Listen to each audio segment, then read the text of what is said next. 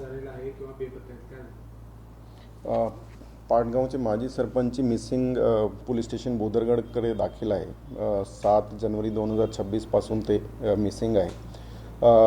ते दोघे पद्धतीच्या माहितीच्या आधारे आणि तांत्रिक माहितीवरती दोघे पद्धतीने आमचा तपास चालू आहे. ॲडिशनल SP ने सुद्धा कॅम्प केलेला आहे जाऊन.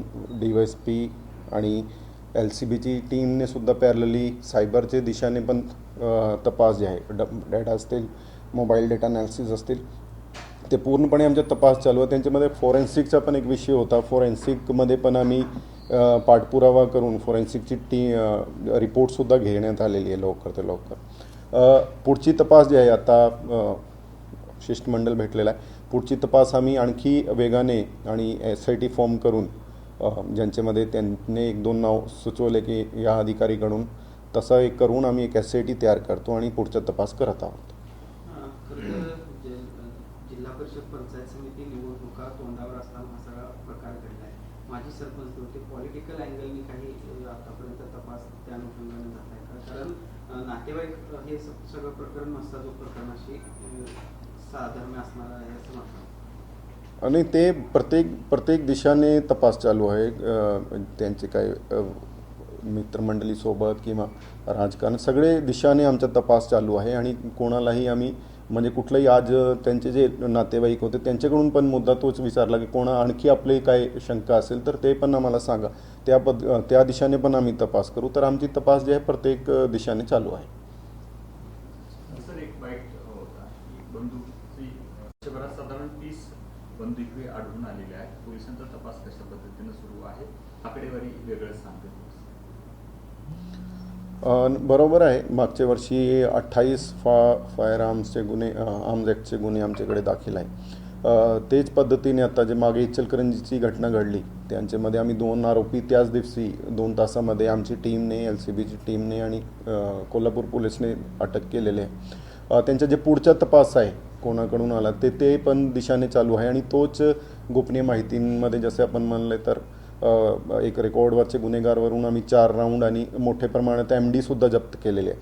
ते दोघे दिशाचे यांचे सोर्स म्हणजे सोर्स ऑफ वेपन आणि ड्रग्सचे दोघे दिशाने आमच्या बॅकवर्ड लिंकेजेस असतील, फॉरवर्ड लिंकेजेस असतील, त्या अनुषंगाने आमचा तपास व्यवस्थितपणे चालू आहे.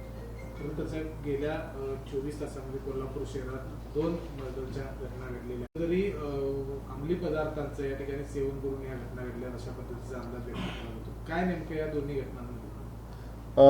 2 मर्डरचे गुन्हे दाखल आहे. दोघे केसेस जे आहे म्हणजे कौटुंबिक वादामध्ये, एकतर भावाच्याच आहे आणि दुसरेमध्ये पण जवळचे मित्र नाही. म्हणजे कुठेही असा गँग वॉरसारखा त्यांच्यामध्ये प्रकार नाही. पण जे अंमली पदार्थाचा जे विषय आहे त्यांच्यामध्ये तो पण आमच्या रेग्युलर आमची कारवाई.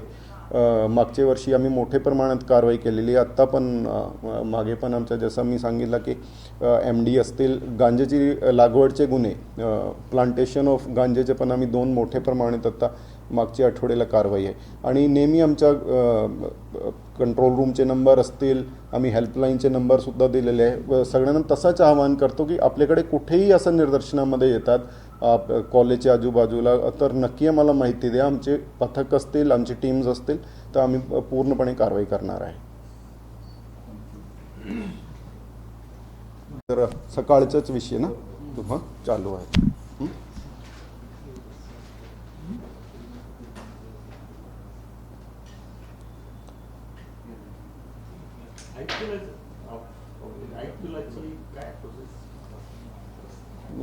रेग्युलर गेलेला प्रपोजल आहे, बघू आता. हां, मला वाटतं होईल तर 2-3 ठिकाणी सोबत होईल असं. कोल्हापूरच्या विषय, नांदेडचा पण चालू आहे 2-3 ठिकाणी. काय बघू काय. नाही, आम्ही दिलेला बंदोबस्त आहे. जे माननीय कोर्टाला काय लागतील म्हणजे PSO असतील किंवा परिसर बंदोबस्त असतील, निवासस्थान बंदोबस्त असतील, सगळा बंदोबस्त आम्ही दिलेला आहे. आम्ही होमगार्डची मागणी केलेली होती. तर होमगार्डसुद्धा 50 home guard dedicated to circuit bench आपल्याला भेटलेले आहे. आणि 16/8 ज्यापासून माननीय कोर्ट चालू झाले त्याचे नंतर आमच्या एकतर एक्स्ट्रा मॅनपॉवर सँक्शन 131 लोकांचा मॅनपॉवर सँक्शनचा पण प्रपोजल गेलेला आहे. आणि तसंच आम्ही होमगार्डची मागणी केली होती. तर ते ताबडतोब आम्हाला 50 होमगार्ड भेटलेले आहे आणि त्यांच्या बाबतीत आम्ही माननीय कोर्टाच्या सुरक्षेमध्ये करत आहोत.